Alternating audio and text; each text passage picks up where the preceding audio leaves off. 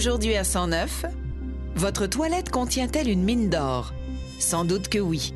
Les matières que nous y déposons auront bientôt une valeur commerciale. C'est l'idée, finalement, d'utiliser les matières fécales et de s'en servir comme carburant. Le progrès technologique permet de tirer profit des égouts. On a besoin de transformer nos matériels fécals. C'est un biosolide qu'on appelle communément dans notre jargon des gâteaux. Déjà, sur les fermes laitières, le fumier des vaches génère des kilowatts d'électricité. Dans le moteur, sort l'électricité. On peut garder sa valeur fertilisante, mais aussi y trouver une bonne valeur énergétique. Ailleurs, on utilise l'urine pour faire pousser les légumes en serre. And what a pleasure. Fresh. Les centrales de traitement des eaux se lancent dans la fabrication d'engrais urinaires. On réinvente même le vulgaire bol de toilette pour séparer l'urine de la matière solide. Simplement, c'est le futur ici.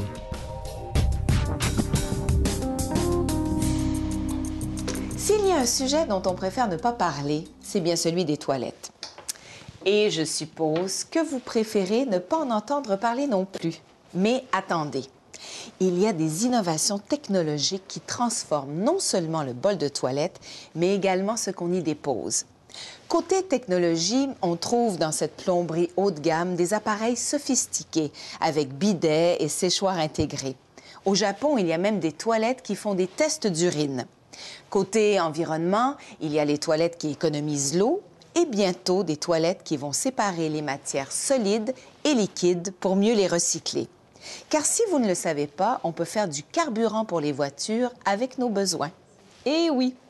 Aujourd'hui, à 109, je vous propose de regarder L'or brun, un documentaire fascinant et surprenant sur le potentiel énergétique et économique de nos déchets corporels.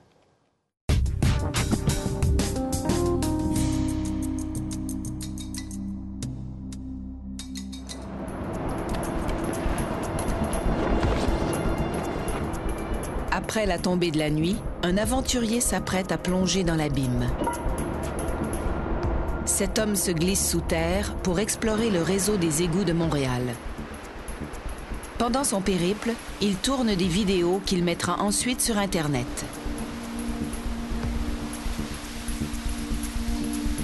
L'exploration clandestine de l'univers souterrain est une activité téméraire et dangereuse.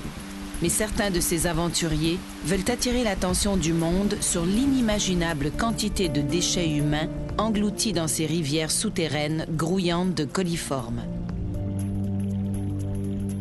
Y a-t-il des méthodes moins primitives pour disposer de cette matière?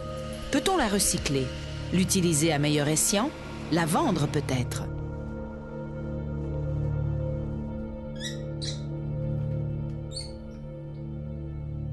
Toutes ces grandes questions existentielles obsèdent cet homme de Montréal. Écologiste et cacalogiste, Douglas Jack rêve d'un monde sans égouts.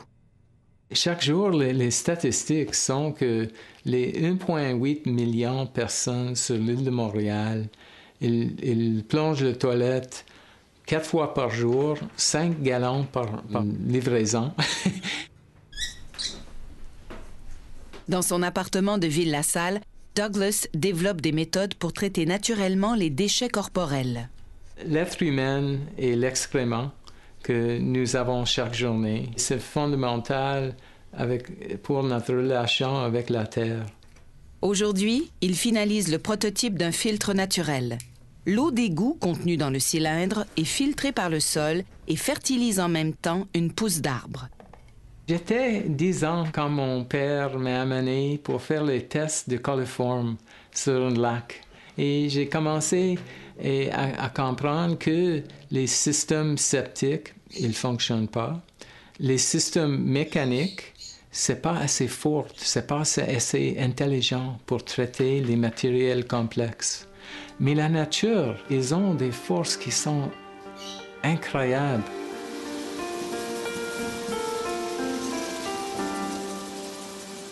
Écologiste de la première heure, Douglas consacre sa vie au développement durable.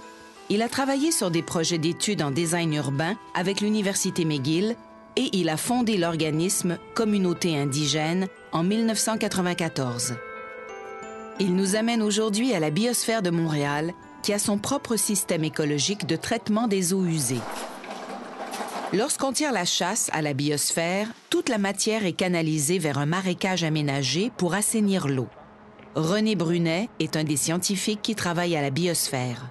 Et dans une question de 2 semaines, on a de l'eau que vous voyez est assez transparent. Ce n'est pas potable, mais c'est très, très, très propre en comparaison de ce qu'on a commencé avec. Wow. Exactement. Pour Douglas Jack, la biosphère démontre 2 choses. D'abord, que le cycle écologique commence et finit avec la nature.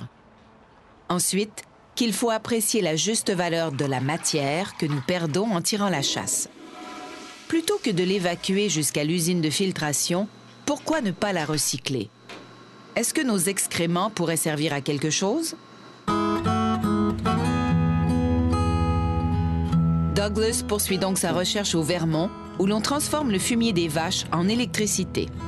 Dans cet État agricole qui détient le record américain du plus grand nombre de vaches par habitant, le fumier est une source de pollution et la priorité est de s'en débarrasser. Douglas est venu au Vermont avec Yvan Bastien, un producteur laitier de Sainte-Anne-des-Monts, qui lui aussi a du fumier à revendre. C'est vraiment une grande ferme ici, c'est impressionnant. J'ose imaginer que ça fait beaucoup de fumier à traiter. Ça doit être vraiment une contrainte importante. Ici, on fait à peu près 50 000 gallons de fumier par jour. Il visite donc la ferme laitière de Marc Saint-Pierre. Troupeau, 1500 vaches. Production laitière, 18 millions de litres par année. Production électrique, 3,5 millions de kilowattheures par an. Voici comment fonctionne le processus. Le fumier des vaches est évacué 24 heures sur 24 par des grattoirs automatiques. La matière s'accumule dans un digesteur, un immense réservoir souterrain où elle fermentera pendant 21 jours. Le digester tient à peu près 1 million de gallons de fumier là-dedans. Le fumier circule en continu, Oui, il y en a qui rentre, puis il y en a qui ressortent. Une fois que le fumier a produit des gaz de méthane, un processus qu'on appelle la biométhanisation, le gaz est brûlé par une génératrice qui produit de l'électricité. Dans le moteur, sort l'électricité. La majorité de l'électricité est vendue à la compagnie Central Vermont. Au total, les vaches de M. Saint-Pierre fournissent 500 foyers américains en électricité. Le reste sert aux besoins de la ferme. En un mot, le fumier crée de la richesse économique. Et M. Saint-Pierre y trouve son compte. Après la pause, voyez comment la matière brune est matière à profit. Ça nous rapporte à peu près 16 à 1700 piastres d'électricité par jour. Et voyez comment les gens de Valleyfield fournissent la matière première pour la production d'énergie thermique.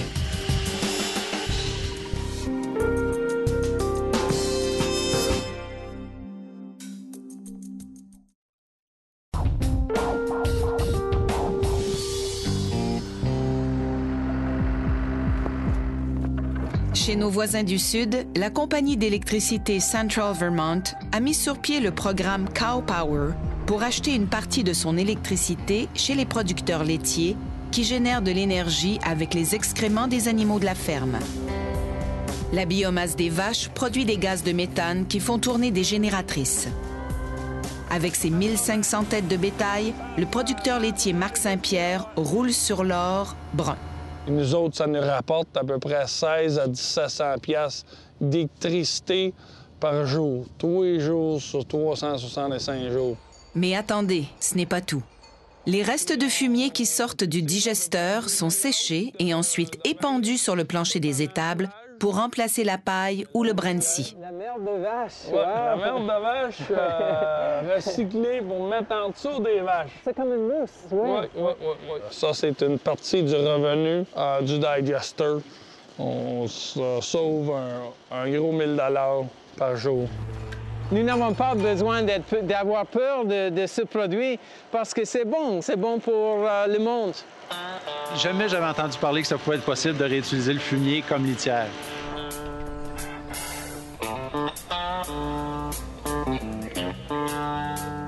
Faire du lait avec les vaches, ça fait 20 ans qu'on connaît ça. Faire de l'électricité avec la senteur du fumier, puis dépenser une couple de millions à faire de quoi qu'on n'est pas trop au courant. On avait calculé à peu près 4 à 5 ans pour repayer le 1,5 million. Puis à peu près 3 ans et quart, c'est repayé. On a toujours eu beaucoup de respect pour le fumier. On l'a toujours utilisé. C'est une matière fertilisante chez nous. C'est juste qu'aujourd'hui, j'ai appris que ce fumier-là avait encore plus de valeur. Donc, on peut garder sa valeur fertilisante, mais aussi y trouver une bonne valeur énergétique. Wow! Le fumier qu'il transforme en électricité. Et si nous faisons la même chose à Montréal, wow, nous serons riches en électricité et tout, même en engrais. Et si les vaches peuvent faire de l'énergie, pourquoi pas nous? À Valleyfield, au Québec, on s'intéresse aussi à tirer profit des excréments. Sauf qu'ici, ce ne sont pas des vaches, mais plutôt les 40 000 habitants qui fournissent la matière première. À l'usine de traitement des eaux usées, on récupère les sédiments solides composés de, vous savez quoi, et qu'on appelle la boue, en langage politiquement correct. Pour en savoir davantage, Douglas Jack rencontre le directeur technique du projet, l'ingénieur André Poulain. Signe des temps, M. Poulain est spécialiste des excréments. Il a fait ses études doctorales en traitement des boues. C'est l'idée, finalement, d'utiliser la pollution humaine, OK, les matières fécales, et de s'en servir comme carburant. C'est notre carburant. Vous êtes comme une valeur ajoutée au matériel solide, oui? Rien ne se perd, rien ne se crée, hein? Oui, oui. On dit. Voici comment ça fonctionne. La première étape est d'assécher la boue. Pour donner un solide ou un biosolide qu'on appelle communément dans notre jargon des gâteaux. Oui. Cake. Ensuite, on fait cuire les gâteaux de matière organique à plus de 500 degrés Celsius avec un brûleur au plasma. Les matières fécales, c'est du carbone. Ce carbone-là, lorsqu'il est oxydé, produit une réaction qu'on appelle exothermique, c'est-à-dire une réaction qui produit de la chaleur. On doit produire maintenant de l'énergie dite verte. Elle peut provenir de la biomasse. Une des principales sources de biomasse urbaine, c'est les boues qui proviennent des stations d'épuration des eaux usées. Une fois l'énergie extraite de la biomasse, les résidus de cendres sont épandus sur les terres agricoles de la région. La boucle écologique est bouclée. On a besoin de transformer nos matériels fécals. Et avec ce système, il transforme les matériels en un produit qu'on peut réintroduire à nos fermes, à la terre, pour la vie encore. Et si la matière solide est une mine d'or, que faire du liquide doré? Dans un moment, une centrale de traitement d'eau récupère l'urine pour en faire des engrais et des revenus. Et pour recueillir l'urine à la source, on réinvente le bol de toilette. On peut l'installer tout de suite dans la plupart des maisons, sans changement architectuel.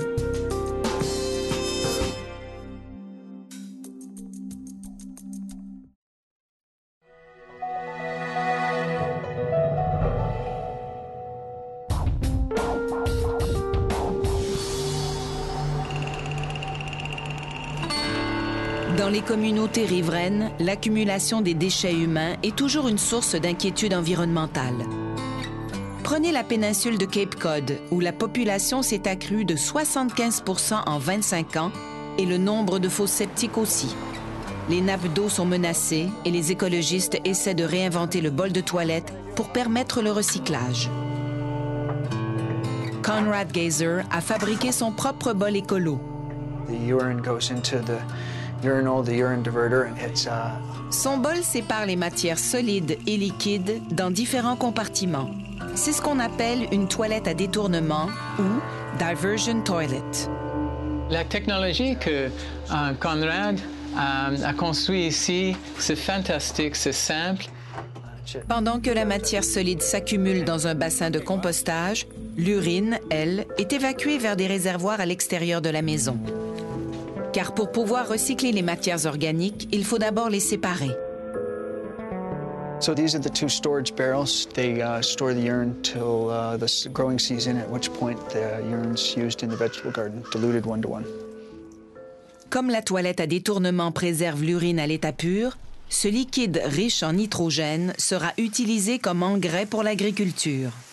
You can see we've got a mix of deer's tongue and arugula, and this will all continue to produce 2 salads a week or so for the next month.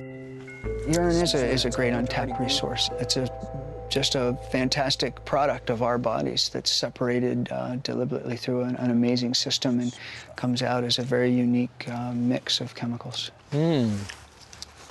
That's a nice flavor, that one. Wow. Tout le monde en Amérique du Nord sont capables d'avoir les mêmes systèmes de recapturation d'urine. Nous avons la capacité de pousser tout ce que nous avons besoin. And what a pleasure. Fresh. La toilette de Conrad Geyser est artisanale, mais le concept de la séparation des matières intéresse maintenant les fabricants de toilettes en Europe et aux États-Unis. L'experte incontestée dans ce domaine est Carol Steinfeld, environnementaliste et auteure du livre Liquid Gold, l'or liquide, la Bible du recyclage urinaire. We want to rebrand urine. We want to show that it's actually this valuable product that we throw away every day. Sa croisade pour le recyclage passe d'abord par la séparation des matières.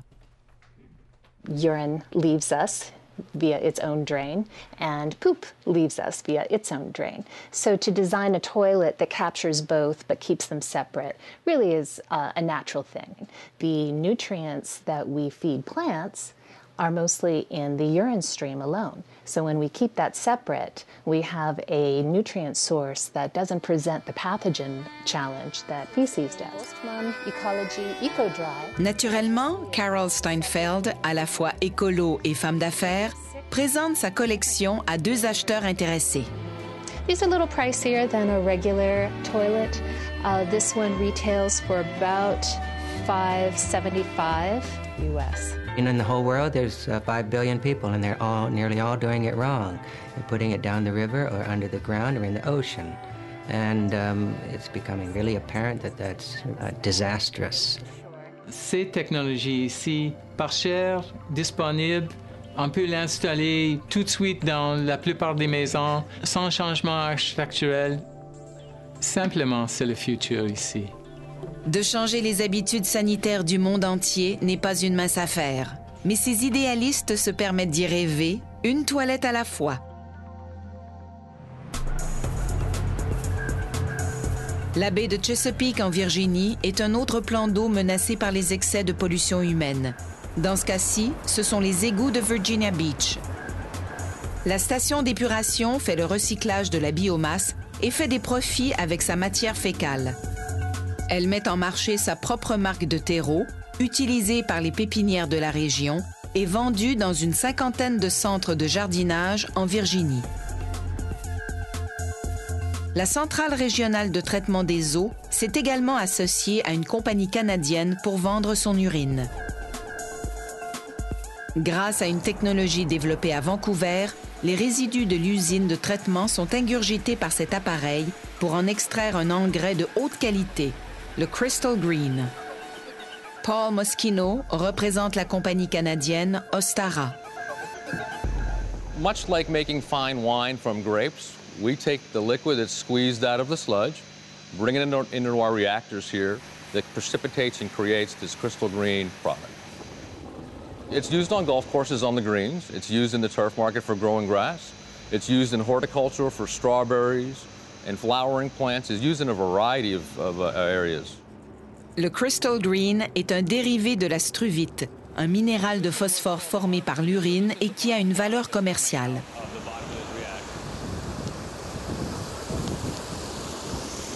En extrayant le nitrogène et le phosphore des eaux usées, on réduit la pollution des eaux de la baie de Chesapeake et on en tire un engrais qui vaut son pesant d'or. Malgré leurs humbles origines, les cristaux sont présentés comme des petits bijoux et mis en marché comme des pierres précieuses. This is the pearl, and it's named because of, you can see these little fine materials of crystal green grow, and as a pearl grows in the ocean, it creates layers and layers upon layers of other struvite on top of the original pearl. Pour Ostara, chaque chasse d'eau vaut de l'argent sonnant. Un plan d'affaires génial. We believe there's over 200 plants in North America that can use our technology.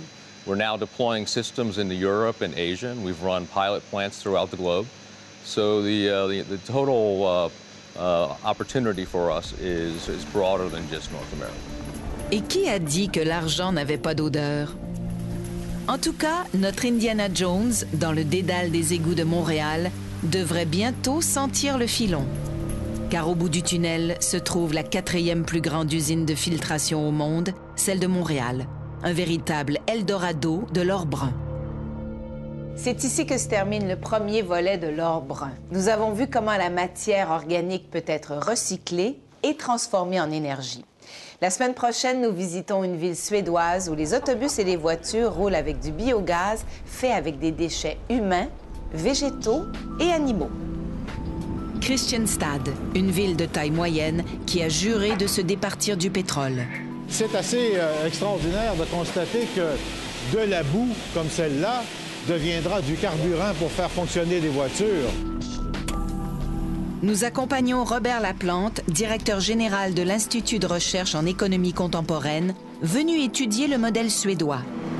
C'est qu'on transforme une dépense en un revenu. Ici, ce qui était un déchet, les boues produisent maintenant du profit.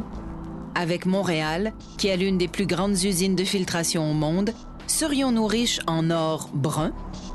Nous sommes peut-être ici sur l'équivalent de ce que sont les puits les plus productifs d'Arabie saoudite à une autre échelle. L'or brun, second volet dans le prochain épisode de 109.